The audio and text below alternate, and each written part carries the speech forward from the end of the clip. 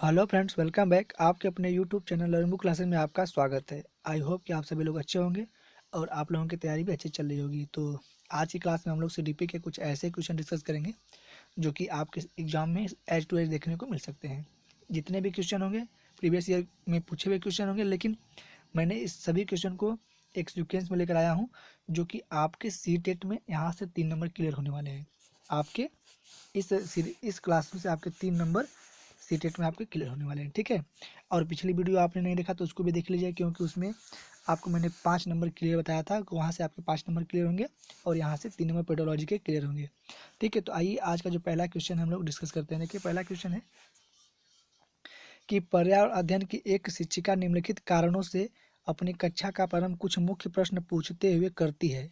सबसे कम प्राथमिकता वाला कारण कौन सा है, उसे चुनिए। देखिए, पूछ रहा है सबसे कम प्राथमिकता वाला, उसको अंडरलाइन भी किया हुआ है, ठीक है।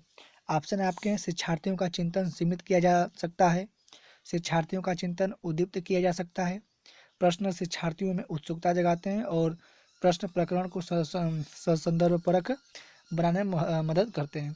देखिए, पूछा सबसे कम प्रभाव प्राथमिकता वाला। देखिए, आपका पहला ऑप्शन होगा। क्यों होगा? क्योंकि शिक्षार्थियों का चिंतन सीमित किया जा सकता है। यहाँ पे सीमित करने की बात आ रही है, तो यहाँ पे ये क्या है, यहाँ पे बहुत मतलब सबसे कम प्राथमिकता दे रहा है, ठीक है। यहाँ पे सबसे कम प्राथमिकता जो कारण है वो दे रहा है पर्यावरण अध्ययन के सापेक्ष में, ठीक है। और ये जो बाकी आपके तीनों ऑप्शन है ये अधिक प्राथमिकता दें। क्यों? देखिए, चिंतन की बात उद्दीप्त किया जा सकता है, उत्सुकता बढ़ाने के लिए और संदर्भ परख मदद करने के लिए। तो ये ऑप्शन आपके अधिक प्राथमिकता वाले, लेकिन सबसे कम प्राथमिकता वाले आपका पहला ऑप्शन है, इसलिए आपका पहला ऑप्शन सही होगा, ठीक है। नेक्स्ट क्वेश्चन देखा जाए। देखिए, किसी क्रियाकलाप के लिए समूह बनाते हुए सामाजिक अध्ययन के शिक्षक को चाहिए कि वह सभी प्रतिभागियों की सहभागिता और सहयोग सुनिश्चित करे कि लड़के लड़कियों के समूह अलग अलग हों, उनके अंकों के अनुसार समूह बनाए और केवल 2 समूह बनाए और प्रत्येक में बहुत से विद्यार्थी हों। देखिए, कह रहा है कि सामाजिक अध्ययन के शिक्षक को चाहिए कि क्या करे, वो आपके सभी प्रतिभागियों की सहभागिता और सहयोग सुनिश्चित करें। क्या करें? सभी प्रतिभागियों की सहभागिता और सहयोग सुनिश्चित करें, जिससे कि जो सामाजिक अध्ययन को अधिक बढ़ावा मिल जाएगा, ठीक है। और यहाँ पे बात हो रही है सुनिश्चित लड़के लड़कियों के समूह हो, ये भी गलत है, ये भी कम प्रभावी है, और केवल ये भी गलत है। आपका ये तीनों ऑप्शन निगेटिव है, आपका फर्स्ट ऑप्शन पॉजिटिव है। फर्स्ट ऑप्शन इसका राइट आंसर होगा, ठीक है। आइए नेक्स्ट क्वेश्चन देखते हैं। देखिए, प्राथमिक स्तर पर पर्यावरण अध्ययन की पाठ्य पुस्तक में निम्नलिखित में से कौन सी विशेषता नहीं होनी चाहिए। देखिए, यहाँ पे पूछा गया है नहीं। मैंने आपको एक टैग बताया था, अगर जो नहीं वाले क्वेश्चन होते हैं या असत्य वाले क्वेश्चन होते हैं तो आपको क्या करना होता है कि दिए गए ऑप्शन में 3 ऑप्शन सही होते हैं, जिनको हमें गलत करना होता है, और जो गलत ऑप्शन होता है उससे हमें सही करना होता है, ठीक है।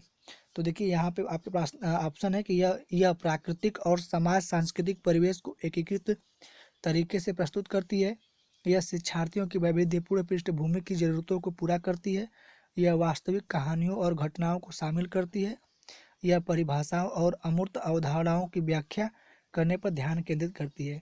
देखिए, क्या पूछ रहा है कि यहाँ पे विशेषता नहीं होनी चाहिए, तो इसका देखिए डी ऑप्शन से क्यों होगा? क्योंकि यह परिभाषाओं और अमूर्त अवधारणाओं की व्याख्या करने पर ध्यान केंद्रित करती है। ऐसी बात नहीं कि यह केवल परिभाषा पर या अमूर्त अवधारणाओं पर यह ध्यान केंद्रित करेगी, ठीक है। तो ये है विशेषता इसकी नहीं, इसलिए इसका ऑप्शन सही है, ठीक है। आइए नेक्स्ट क्वेश्चन देखा जाए। देखिए, पर्यावरण अध्ययन पर्यावरण अध्ययन शिक्षण के संदर्भ में राष्ट्रीय पाठ्यचर्या की रूपरेखा एनसीएफ 2005 निम्नलिखित में से किसे प्रस्तावित नहीं करती। देखिए, यहाँ पर भी आपको दिया है नहीं करती, तो इसमें 3 ऑप्शन आपके पॉजिटिव होंगे जिन्हें नहीं करना है, और जो निगेटिव होगा वो सही होगा, ठीक है। विषयानुसार उपागम, बच्चों के अनुभवों और संदर्भों से जोड़ना, हस्तपरक क्रियाकलाप, तकनीकी शब्दावली से परिचित करना। देखिए, आप केवल परिचित नहीं कराएंगे, ये निगेटिव, इसलिए इसका आपका सही आंसर होगा, ठीक है। ये बाकी आपके तीनों सही आंसर हैं जिनको हमें गलत करना पड़ेगा, ठीक। इसका डी ऑप्शन आपका सही होगा। नेक्स्ट क्वेश्चन देखा जाए। देखिए, प्राथमिक स्तर के शिक्षार्थियों में मानचित्र बनाने और समझने के लिए निम्नलिखित में से किन कौशलों के विकास की आवश्यकता है, ठीक है। स्थानों की सापेक्ष स्थिति की समझ, स्थानों की सापेक्ष दूरी और दिशाओं की समझ, प्रतीकों और स्केल पैमाने की समझ, स्केल पैमाने के अनुसार स्पष्ट ड्राइंग बनाना। देखिए यहाँ पे कह रहा है कि जो मानचित्र बनाने में और समझने में किन कौशल का विकास की हो सकता है। देखिए स्थानों के सापेक्ष स्थिति की समझ, इसका तो होना जरूरी है। स्थानों के सापेक्ष दूरी और दिशाओं की समझ, इसका भी होना जरूरी है। प्रतीकों और स्केल पैमाने की समझ, ये भी होना जरूरी है। और स्केल पैमाने के अनुसार स्पष्ट ड्राइंग बना, ये कोई जरूरी नहीं है कि आप स्पष्ट ड्राइंग बनाएंगे तभी होगा, ठीक है। ये भी आपको माना इसको भी सही बनाया जा सकता है, लेकिन इसमें ऑप्शन दिए गए नहीं है, तो आपके ए बी सी ऑप्शन में है, तो इसलिए आप इसको लगाएंगे ए बी और सी, तीनों सही है, ठीक है। आइए नेक्स्ट क्वेश्चन देखा जाए। देखिए प्राथमिक कक्षाओं में पर्यावरण अध्ययन पढ़ाने के लिए निम्नलिखित में से कौन सा उद्देश्य संबंधित। देखिए नहीं, आज मैं इस सीरीज में पूरे जितने नहीं वाले क्वेश्चन है सब इंक्लूड हैं, और यही क्वेश्चन आपके सीटेट में नंबर कम करते हैं। इसको ध्यान से आप लोग देखिए। मैंने आपको टैग बताया है कि इसमें 3 क्वेश्चन पॉजिटिव होते हैं जिनको हमें नहीं करना होता है, और एक निगेटिव होता है जो कि वही हमारा आंसर होता है, ठीक है। तो आइए इसका क्वेश्चन देखते हैं। प्राथमिक कक्षा में पर्यावरण अध्ययन पढ़ाने के लिए निम्नलिखित में से कौन सा उद्देश्य संबंधित नहीं है। भौतिक और सामाजिक परिवेश के प्रति संवेदनशीलता विकसित करना, विज्ञान के आधारभूत प्रत्ययों और सिद्धांतों को रटकर याद कर लेना, पर्यावरण को खोजने के अवसर प्रदान करना, और अवलोकन, मापन, भविष्य कथन और वर्गीकरण जैसे कौशलों का विकास करना। देखिए उद्देश्य नहीं है पर्यावरण अध्ययन पढ़ाने के लिए, कौन सा उद्देश्य नहीं। तो देखिए यहाँ पर रटने की बात, याद करने की बात यहाँ पर नहीं की गई, रटने की बात नहीं की गई है, ये नकारात्मक, इसलिए इसका ऑप्शन बी सही होगा, ठीक है। क्या होगा इसका, बी ऑप्शन सही होगा। नेक्स्ट क्वेश्चन देखा जाए। देखिए पर्यावरण अध्ययन की प्रकृति निम्नलिखित का समर्थन नहीं करती। देखिए नहीं वाले क्वेश्चन है, बस वही सेम टैग आपको यूज करना है। बच्चों को खोज करने के लिए पर्याप्त स्थान मिले, बच्चे कम गलतियां करें, बच्चों को करके सीखने का अवसर मिले, बच्चे बहुत से प्रश्न पूछें। देखिए बच्चे कम गलतियां करें, ये कोई जरूरी नहीं कि बच्चे कम गलतियां करेंगे, इसका निगेटिव ऑप्शन, इसलिए आप इसको सही लगाएंगे। क्या करेंगे, सही लगाएंगे, क्योंकि समर्थन नहीं है, पूछ रहा है कि समर्थन नहीं है, ठीक है। तो बी ऑप्शन इसका सही होगा। नेक्स्ट क्वेश्चन देखा जाए। देखिए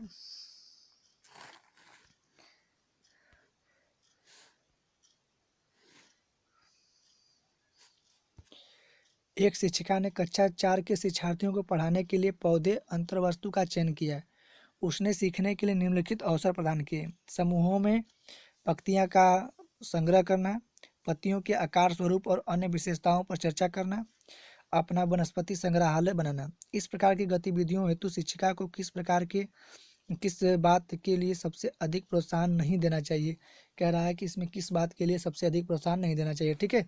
यहाँ पर भी निगेटिव क्वेश्चन आपको पूछा गया। देखिए बच्चों की परस्पर क्रिया, अवलोकन और सहयोग, जितनी अधिक पत्तियों के बारे में संभव हो उतना उनको नाम याद करने में बच्चों की पहल, बच्चों के द्वारा कार्य का विस्तार और बच्चों का निरंतर गतिविधि में लगे रहना। देखिए आप बच्चे से रटवाएंगे नहीं। देखिए यहाँ पे याद करने की बात हुई, ये निगेटिव है आपका, निगेटिव, इसलिए इसको क्या करेंगे, सही करेंगे। क्यों सही करेंगे, क्योंकि आपके प्रश्न पर प्रोत्साहन नहीं देना चाहिए, तो इसका निगेटिव, इसलिए आपका बी ऑप्शन सही होगा, ठीक है।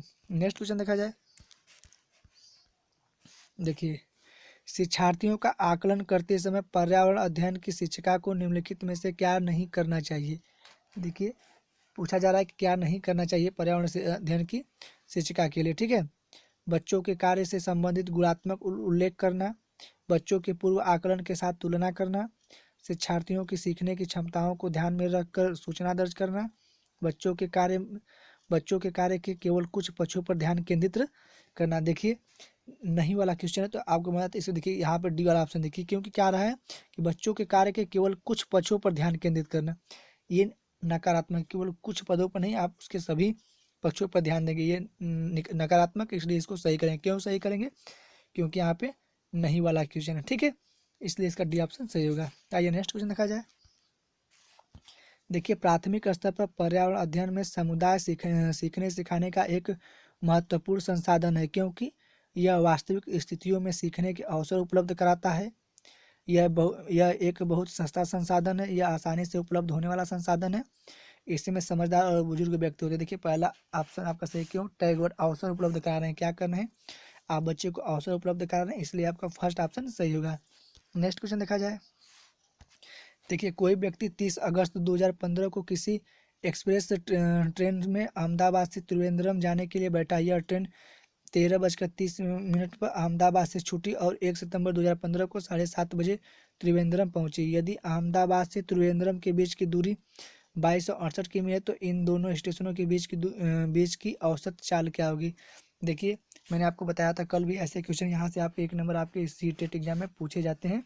1 नंबर इसको चाल और दूरबीटा समय के वाले फार्मूले पर आप इसको लगाएंगे और पहले समय को घटा लेंगे। ठीक है, समय को जोड़ घटाकर आप इस वाले फार्मूले पर लगाएंगे तो ये आपका आंसर आ जाएगा। ठीक है, मैं आपको बता दे रहा हूँ इसका आंसर क्या होगा। इसका देखिए 54 मीटर प्रति सेकेंड इसका आंसर आ जाएगा। फर्स्ट ऑप्शन सही होगा। ठीक है, सॉरी 54 नहीं, मैं आपको बता रहा हूँ। देखिए डी इसका, देखिए आपको इसका 15 मीटर प्रति सेकेंड, देखिए 15 मीटर प्रति सेकेंड होगा आपका। ठीक है, 15 मिनट प्रति सेकेंड इसका सी ऑप्शन आपको सही होगा। नेक्स्ट क्वेश्चन देखा जाए। देखिए गुरप्रीत पहली बार रेलगाड़ी से नई दिल्ली से चेन्नई गया। अपनी रेल यात्रा में उसकी गाड़ी के द्वारा निम्नलिखित में से किस नदी को पार नहीं करने की संभावना किस नदी को पार करने की संभावना नहीं है। देखिए नहीं वाले क्वेश्चन है, क्या बात हो रही है। रेलगाड़ी से दिल्ली और चेन्नई गया। ठीक है, रेल यात्रा से गाड़ी के द्वारा नर्मदा, गोदावरी, गंगा, कृष्णा। आपसे पूछा जा रहा है कि कौन सी नदी पार करने की संभावना नहीं है। देखिए जो गंगा नदी है ये पार करने की संभावना नहीं है। क्यों नहीं है, क्योंकि यहाँ पे पूछा है दिल्ली से चेन्नई अपनी रेल यात्रा से जा रहे हैं। ठीक है, तो यहाँ पे संभावना नहीं पूछा, तो ये क्या है, गंगा नदी को नहीं पार करेगा। ठीक है, नेक्स्ट क्वेश्चन देखा जाए। हमारे देश में निम्नलिखित स्थानों में से कौन सा ठंडा रेगिस्तान है। देखिए ठंडा रेगिस्तान की बात हो रही तो दार्जिलिंग, जैसलमेर, लद्दाख, मेघालय। देखिए ठंडा रेगिस्तान जब भी बात आए तो आपका एक ही नाम लद्दाख, क्या होगा, लद्दाख, जो कि ये क्या है आपका एक ठंडा रेगिस्तान है। ठीक है, तो बस आज की क्लास में बस इतना ही। अगर अभी तक हमारे चैनल को सब्सक्राइब नहीं किया तो सब्सक्राइब करें, लाइक करें, दोस्तों को शेयर करें और कमेंट करके जरूर बताएं कि ये वीडियो आपको कैसा लगा। जय हिंद, जय भारत।